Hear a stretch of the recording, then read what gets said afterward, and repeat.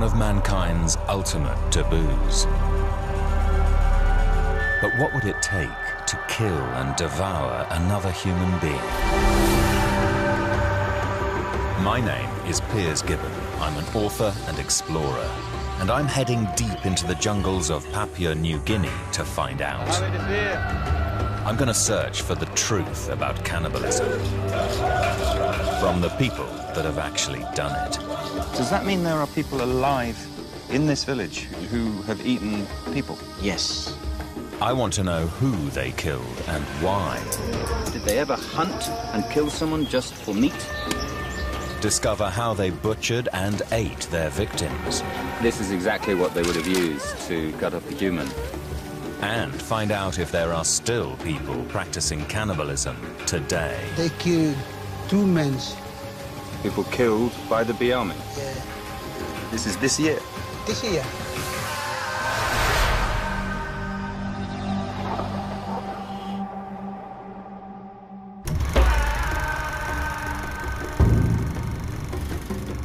Some of the most recent accounts of cannibal activity come from tribal populations on the island of New Guinea. The island sits just north of the Australian continent and holds some of the least explored areas of the world. I'm heading to Papua New Guinea, the eastern half of the island, to begin my journey.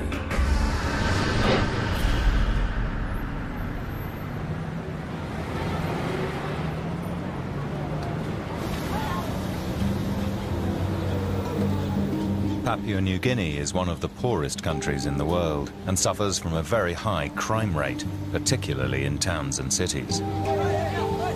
The cultural diversity is immense, with over 800 languages being spoken across the country. Many of the reports involving cannibalism come from outposts in the remote region of the Western province, so that's where I'll head next. Where we're going, there's no shops, obviously, so we have to take absolutely everything that we need. So we have water, we have food, we have cameras, we have power for cameras. We're carrying a generator, so all we need now is to see whether it'll all go on this plane. My journey takes me nearly 500 miles into the heart of Papua New Guinea's rainforest. The thick jungle and mountainous terrain has kept many of the pocketed communities isolated. I've been told about an airstrip situated in a relatively peaceful region where surrounding villages may have practiced cannibalism in the past.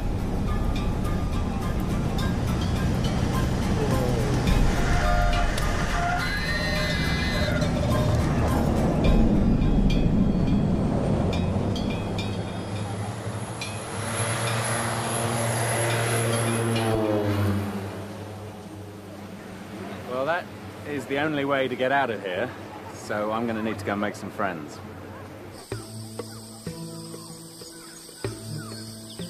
Before Honinabi airstrip was built some 40 years ago, the area had virtually no contact with the outside world. To an outsider like me, it still feels very isolated. The nearest telephone is 3 days' walk away. In the nearby village of Sodiobi, I'm hoping to find a translator. Afternoon. Hello. It's Benny. Afternoon. Yes. Who's Benny? Benny? Yeah. Benny, I hear you understand English? Yes. You speak English? Yes. That's really good news. Is it okay if I stay here for a few days? Yes. Really? Really? Thank you very much indeed. Benny is part of a local Bible translation group and agrees to be my guide. The people of Sodiobi and the surrounding villages are known as the Samo. They get by without electricity or running water and are still very much reliant on the jungle for basic resources. The Samo survive on a minimal amount of food. In a nearby swamp, I'm shown how they extract their dietary staple of sago from the sago palm. I'm hoping to also learn about any cannibalism that occurred in the area. One question, and it's a little delicate, but I wondered about the old days, is old practice of cannibalism, of eating people. Is it okay to ask people about that? Okay. Yes. You okay with that? Yes. Thank you. Sorry, it's a difficult subject, but I wanted to know, does that still happen? I don't think at this time. Right. But in the old days, yes. In this village? In this village, all the villages. All the villages? All the villages. In this area? In this area. Does that mean there are people alive in this village who have eaten people? Yes. Okay. Is it possible to talk to them? Is it something they will talk about? It is possible. It is possible? Yeah. Fortunately, the topic of cannibalism doesn't seem taboo.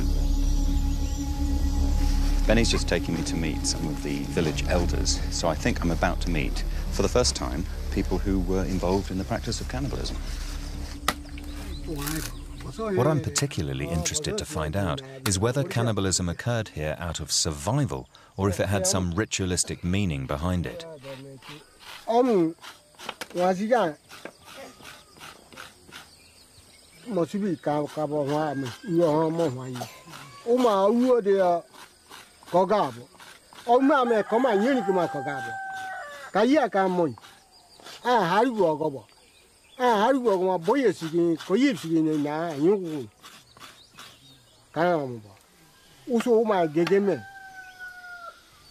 I can't help but feel a little shocked about what I'm hearing.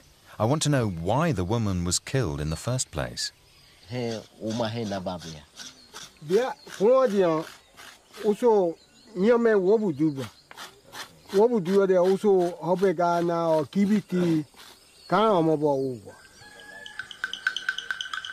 Samo have long believed in sorcery and evil spirits. Capturing suspected magic men or women is one of the reasons they give for killing and eating people in the past. But it was also a form of revenge.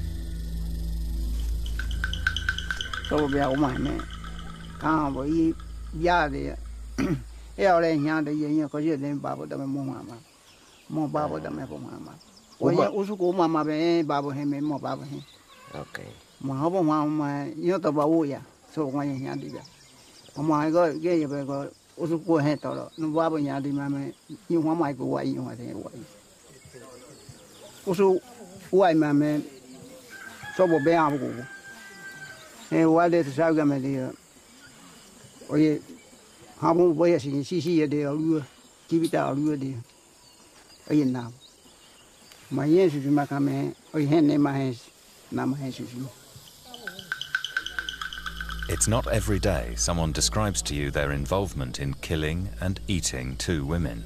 And did he enjoy the taste? Was it good taste?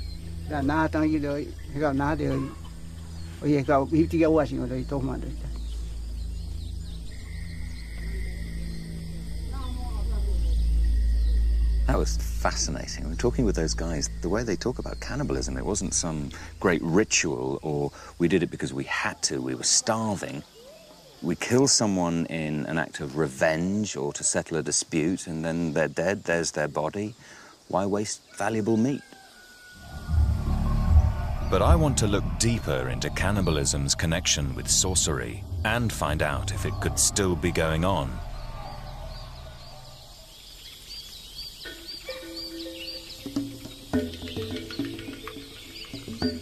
In the past, the Samo would eat the bodies of people killed for suspected sorcery. Cannibalism was a way to supplement their limited diet. Meat is still scarce today. My guide Benny invites me to join him for lunch. What we might consider barely enough food for one is carefully shared amongst his whole family. While waiting for the meal to cook, I ask about the Samo's belief in sorcery. I'm interested whether people still believe in witchcraft and its connection with cannibalism. So you say that you don't believe in the spirits? No. No. And this in this village, No, we don't believe. You don't believe the spirits. But does that kind of thing still go on in this area anywhere?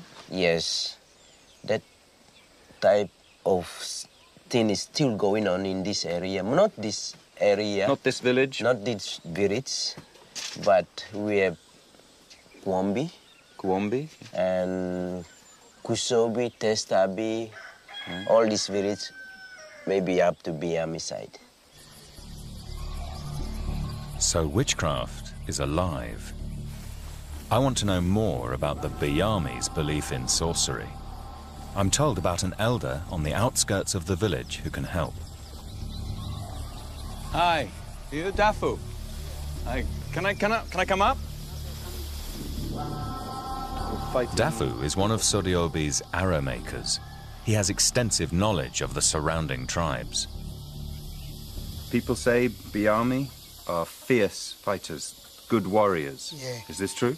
Yeah, that's true. When they fight, they kill anybody or they just cut it and eat it on before. Yeah. But now when they kill it, they throw it to the water. So now are the Biami still killing people? Killing the people. Now? Yeah. Today? This year, 2010, one of the Biami, they killed 2 men and they throw it to the water. This is this year? This year. Okay. They didn't eat it, but they just throw it to the water. They didn't eat them. They've stopped eating, but they're still killing. Yeah.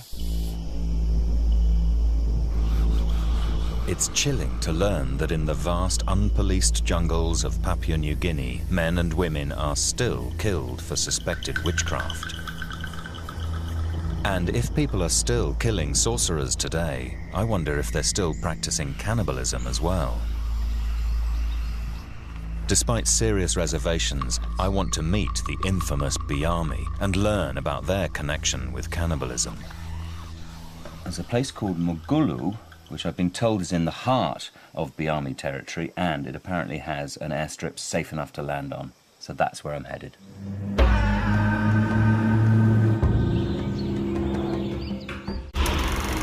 As well as killing and eating suspected sorcerers, the Biami are rumoured to have hunted people purely as a source of food, making them once the most feared people of the Western province.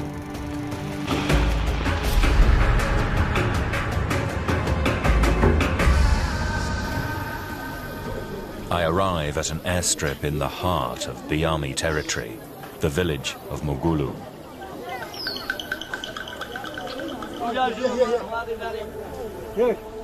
I want to seek out people that actually practiced cannibalism and find out if it still goes on. But first, I want to check whether the locals mind me asking questions about their reputation.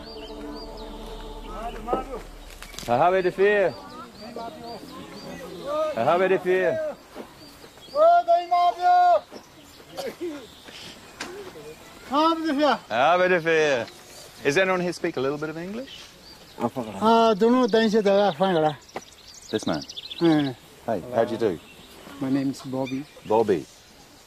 I just wanted to ask some questions about this area and the people who live here. Yeah, you can. Yeah? Is that okay? This is Biami territory, all Biami people here? Yes. Yeah. I have heard there are stories that the Biami are fierce warriors, good fighters. Is this true? Yes. The Biami, they used to hunt people. Yes, we normally. Can you tell me a story? How did it work? How did it happen? We spear them and grab them and we bring it back to the home. And then we can cook it and then cut it up. Or cook it and cut it up, we can eat it. I feel encouraged by the openness of the locals.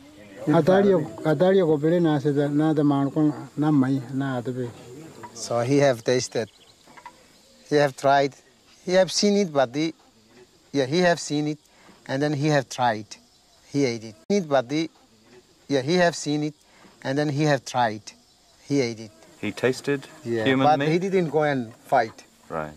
So let me get this straight. So human meat was brought back to his family and Yeah, he ate it? he ate it. Wow. So you distribute the human meat among the people?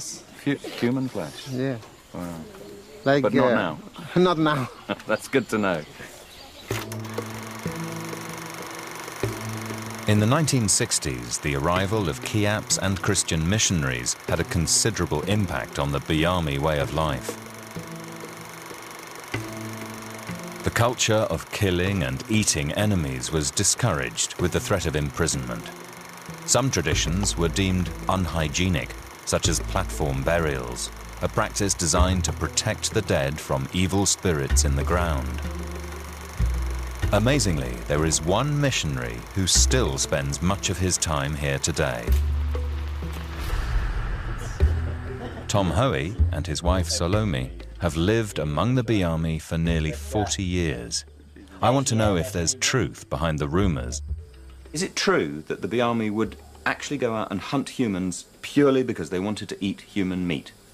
Right, yeah, that's exactly what it was, really. Really? How do you know that? But they'd hunt them, of course, at night, you know, when in the dead of night. I mean, it wasn't just the men or just, you know, everybody, men, women and children used to join in the eating. Do the Biami still practice cannibalism? Not as far as I know, no. Though I think that the latest case of cannibalism I heard about was in 1993. Well, that's the last one on the government books. Yes, yes. It's impossible to rule out whether cannibalism still goes on in more isolated parts of Papua New Guinea. I want to find out from the locals what they know about past cannibal raids. I'm taken to meet one of the region's last great Biami fight leaders, Gegele. As a young man, Gegele spearheaded attacks on villages where suspected magic men were hiding.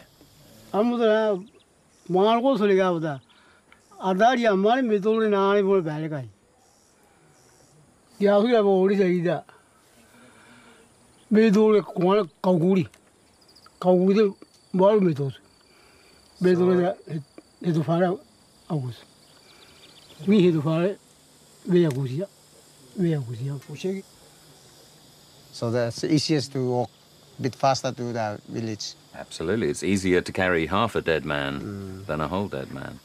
What did you say to your men before going into battle? So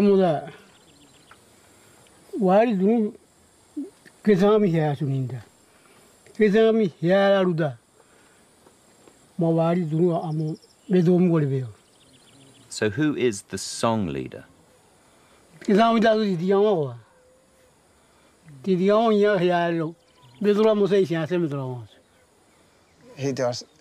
that this is the man we go and fight. So the man who tells the men who to go and fight is the song leader, and his name is what? Didigawa. Didigawa.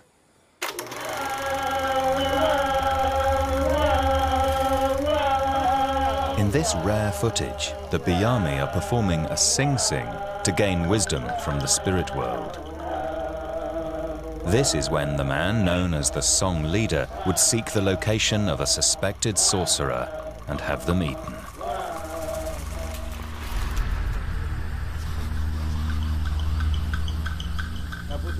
Apparently there is one last song leader left in the region. His name's Tidikawa, and he lives just over the horizon.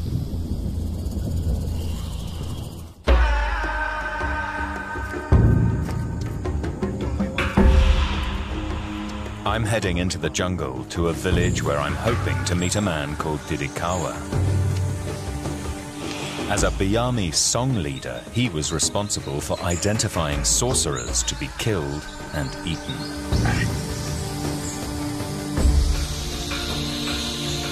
The trek will take us southeast of Mogulu across some challenging terrain. Do you think we go across the stones? No.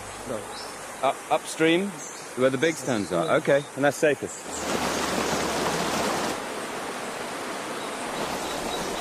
The rivers of Papua New Guinea do contain crocodiles, but I'm assured there are few in this area.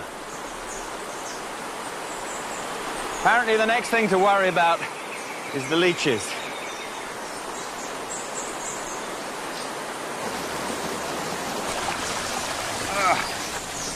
Okay, let's go up.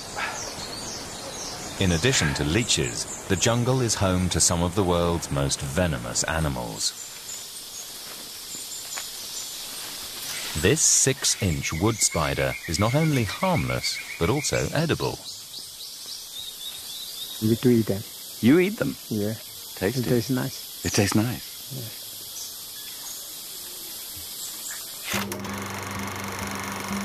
When the government patrols explored the area in the 1960s, treks would often last a number of weeks, with many porters needed to carry supplies.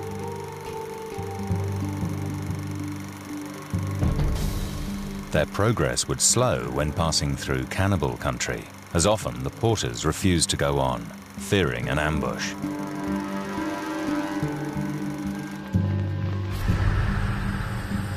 Trekking in the jungle is an extremely tiring business. The climate is sometimes known as 90-90, simply because it's 90 degrees heat and 90% humidity. This is just a half-day trek. I cannot imagine what it was like for those Kiat patrol officers patrolling for days or weeks on end, and they had the possibility that they were walking into an ambush. The hired porters had good reason to fear. Ambushes often took place on the trails between villages. That whooping noise that they're making is apparently the noise you make when you are approaching a village to let them know that there are visitors coming and that they are friendly.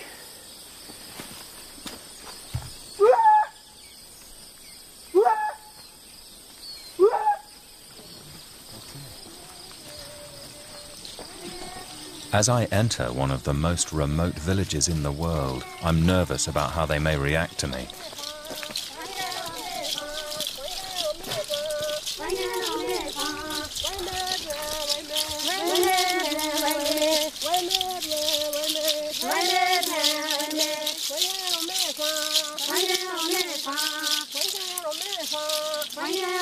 I was scared walking up that hill, but I'm told this is welcoming and they are happy to see us. I'm ushered towards the village longhouse where I'm hoping to finally meet Didikawa. Is it okay to go in? Yes.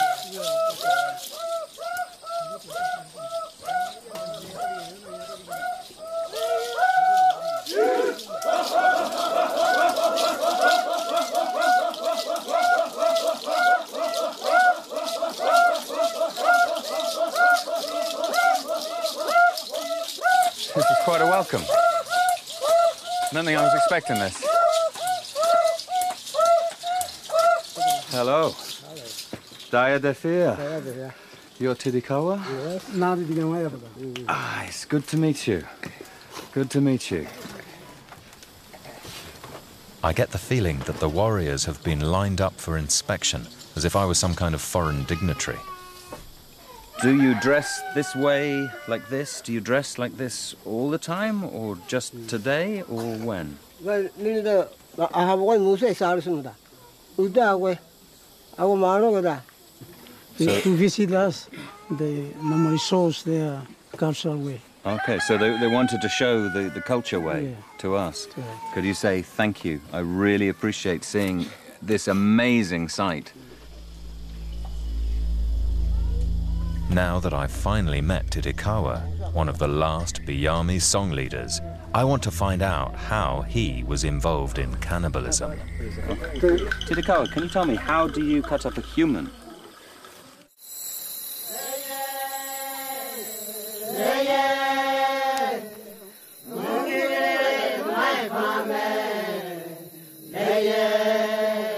Nighttime in the village of Negade. I want to learn more about the Biami's cannibalistic past, but for now, I'm content to just enjoy the evening's festivities.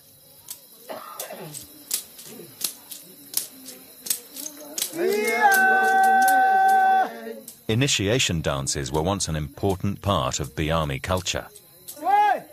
They still perform the dances today, but more out of nostalgia than ceremony. The guy with the burning brand is called the funny man, and his job is to drip burning tree sap onto the dancers to make them laugh. To make them laugh.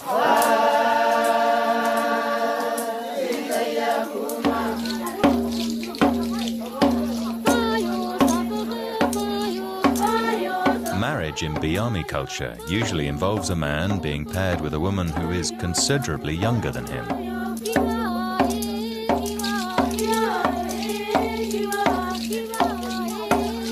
This dance is apparently when they're all unmarried girls, and the man in the middle, if he dances well, tomorrow morning the girls may go home with him, or one girl may go home. One girl may go home with him, if he does it well.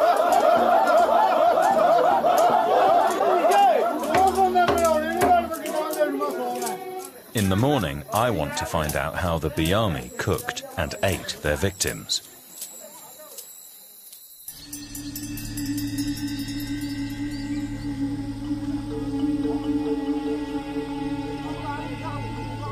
I want to find out from Negade's elders whether they recall hunting people for meat. But my arrival has prompted a welcome feast, and the village is busy with preparations.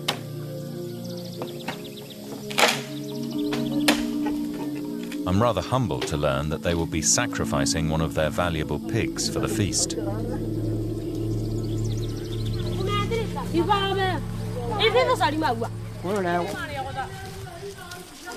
They've selected which pig they're going to kill today for the feast, and it's that unlucky pig's turn, and they're distracting it with bits of food. I think this is the pig's last meal.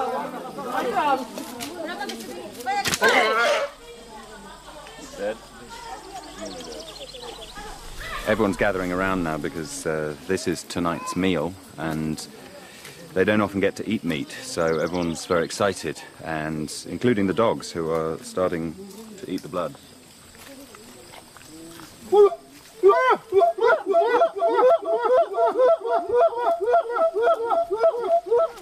Tidikawa, the tribe's old song leader, has the honor of butchering the pig. I'm impressed with the skill with which he carefully dissects the pig, using only basic bush tools. If I'm to take part in the feast, I feel I need to help with the preparation. Tidikawa, is it okay if I try the knife? Try? Thank you. Once, the Biami used these same bamboo knives to cut up human victims. All the way down.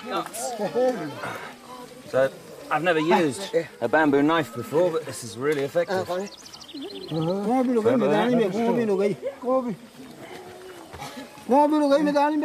He's still very warm in here, and it smells like a dead pig.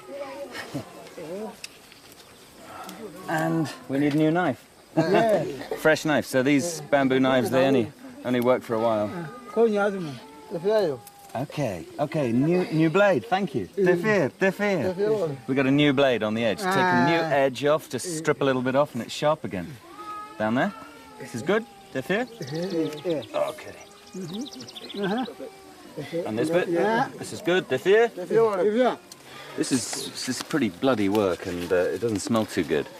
I can't imagine doing this to a human. It's just, the mind boggles. But I suppose I'd get used to it eventually. And if I was hungry enough. Down there?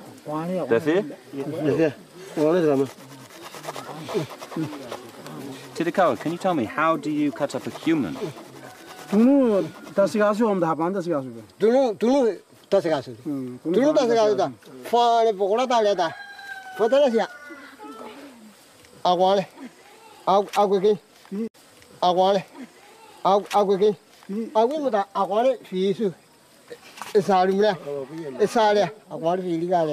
Aguan fili gale. Ama masali me aguan ko tolasu. Am medeni tagasu da. Igiga tagasu. Igiga. Does human meat cut easily with bamboo? Is it harder or same as pig?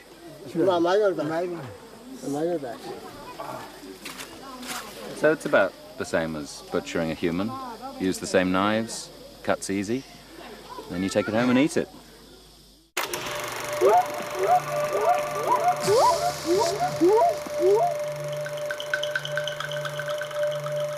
Cooking techniques amongst the Biami have remained the same for centuries.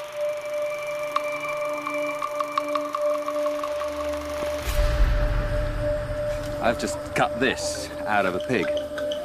And in the old days, they say, we would have been cutting this out of a human.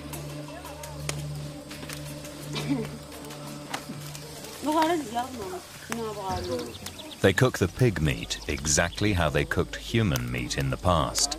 To begin with, they place the limbs on an open fire. Right now, we're just searing the meat to seal the juices in, I guess. And when the flames come up a bit, we're going to singe off all of the hair from the rest of the carcass.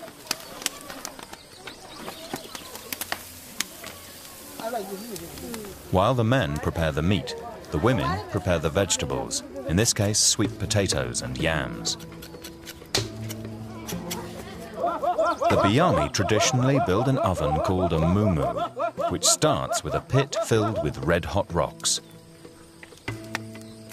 The vegetables and seared flesh is placed on top of the rocks.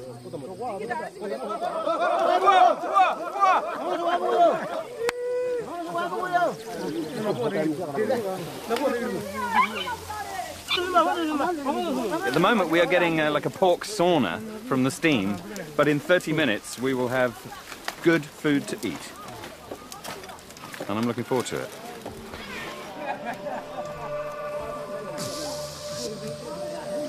Sharing food with other villages, whether human meat or just pig meat like this, has always been an important part of strengthening alliances. I've just been given a choice cut, and this is the first bit of meat that anyone's eating, so I feel really honoured. Defir. Defir. Oh, that's good. I feel like I've earned this. I've helped cut it up. I've joined in making a mumu, hot rocks all over the place, burnt my fingers, and now I'm reaping the reward. This is look at the beautiful chunk of meat. This is really precious. I'm really honoured. And God, it tastes good.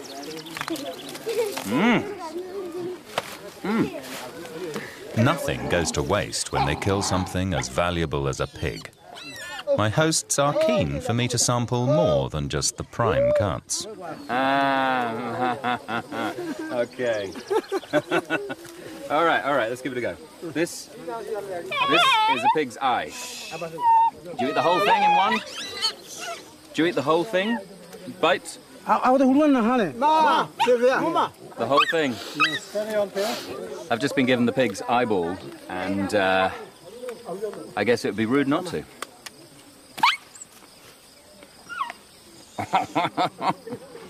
No.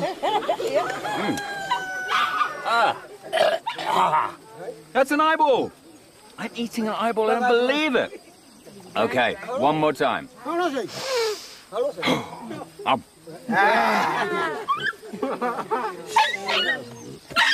It's chewy, and every time you chew, a jet of fluid comes out. It's a little bit challenging, but it's good. Thank you. Defir. Defir. It's protein, and that's what counts out here. Oh. It feels like a good time to ask more about their cannibalistic past.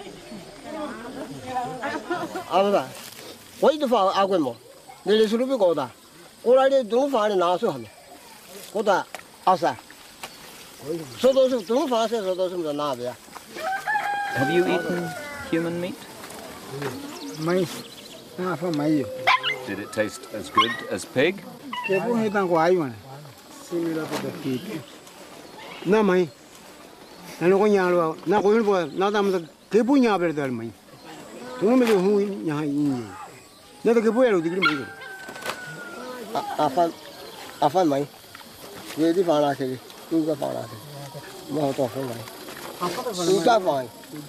Tu fa.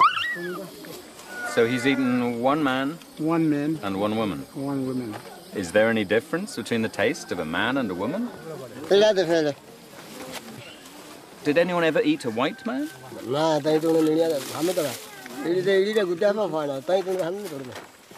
Okay, so you've never seen a white man, so you didn't have the opportunity of eating a white man. That's fair enough.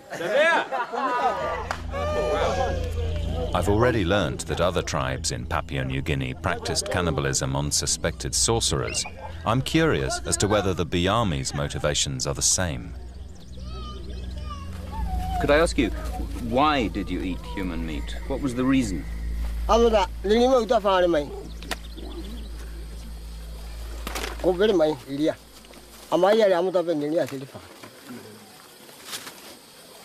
about the man he ate? What was the reason there?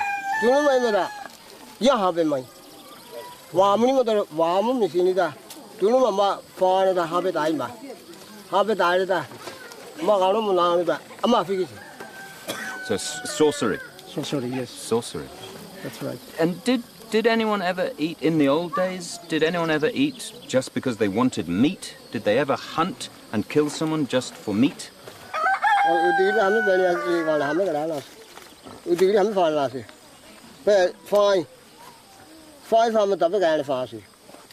It's either because of payback, revenge, or because of sorcery, because a magic man has caused someone to die, so the magic man must die. That's right. But never just because of hunger.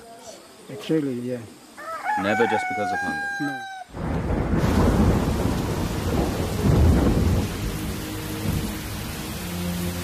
Despite claims that the Biami would eat humans purely for their meat, nobody here will admit to it. I wonder whether killing people just for the meat is seen as somehow crossing a line, something this generation does not want to be associated with. What's strange is that after a few weeks out here, I'm starting to think of cannibalism as something normal, because for them it was. If I had grown up here and was in this culture, I certainly would have joined in. And therefore I can really see that if you're hungry and you eat other meat, human meat is meat. But I can't quite get out of my head that sense of the cutting up of a human body is like a psychopathic murder scene, because that's what it is in my culture. So I don't think I could have done that.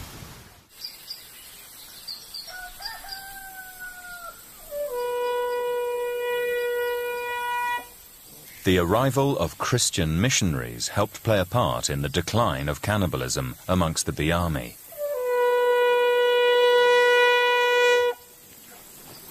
It's just after 6 in the morning, and the pastor has blown his horn, and that's the signal, I'm told, for most of the village to go to church.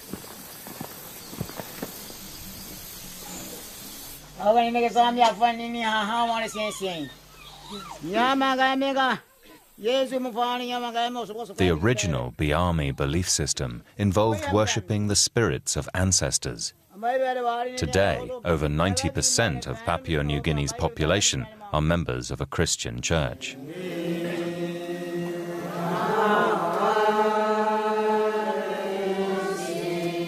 It's kind of strange seeing a Christian church service after having seen all of these people dressed in traditional war paint and holding all their bows and arrows, and then in the mix is Christianity. Odd. Very odd. Christian missionaries are often accused of destroying cultural identities, and they've clearly had an impact here. Pastor Dawe wasn't always a Christian.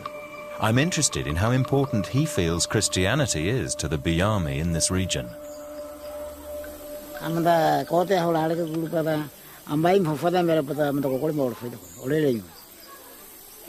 What do you think would happen here in this village If Christianity disappeared in the future, what would happen? Ma God se olele se visita da wa mun da asmta wa hada wa mun da asmta kala. Amma tole na. Amma God se mo olele ale pe amma ko wa mun da asmta. God bele da fond God pa mo se pe na yolisa. That's amazing. I've just been to a church service led by a man who has eaten human meat. And what a journey he's been on, and now he's a pastor. And he's absolutely convinced that if he stops preaching and Christianity disappears from this area, that cannibalism and fighting and all the dark old bad days will come back.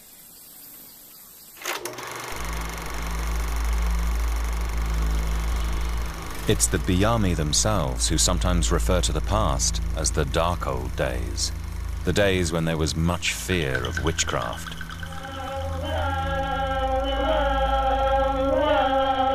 During Sing Sings, the song leader would claim to identify a suspected sorcerer. This would lead to the accused being killed and eaten. The arrival of Christian missionaries in Papua New Guinea may have helped bring cannibalism to an end, but they did not bring an end to the killing of suspected magic men. Before I leave Negaday, I want to find out if song leader Tidikawa is still able to identify sorcerers. But when I find him, I learn he's become ill with malaria.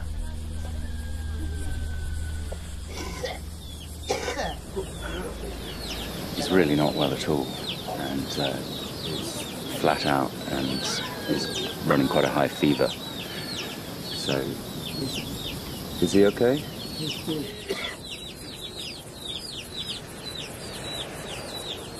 He's been sweating all night, and he hasn't got much sleep, but he's very kindly agreed to come out and talk about the old days and what goes on at a Sing Sing. First, I want to know exactly how Tidikawa identified sorcerers, something that led to their cannibalization. Could I ask, can you describe to me what happens for you in the Sing Sing?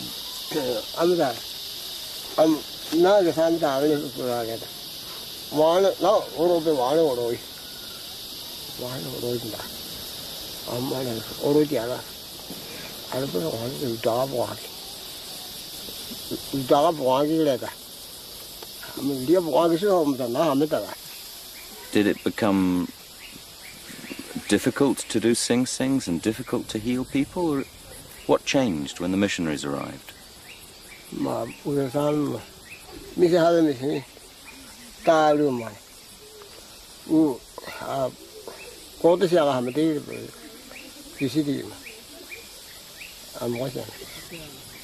With no one to join his Sing Sings, Tidikawa has lost his connection with the spirit world. When was the last time you saw your spirit guide, the lady?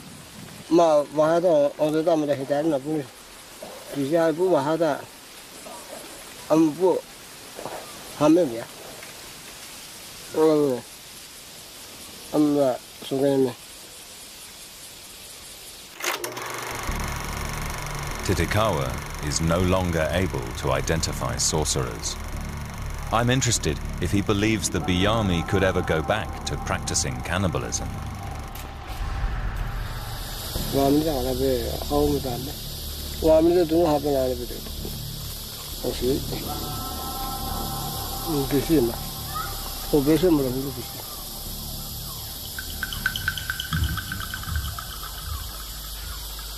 Thank you. Sleep well. Despite there still being some fear of sorcery in the areas I've visited, cannibalism appears to be long in the past. As for finding communities even deeper in the jungles of Papua New Guinea, which still eat human meat, that's another journey.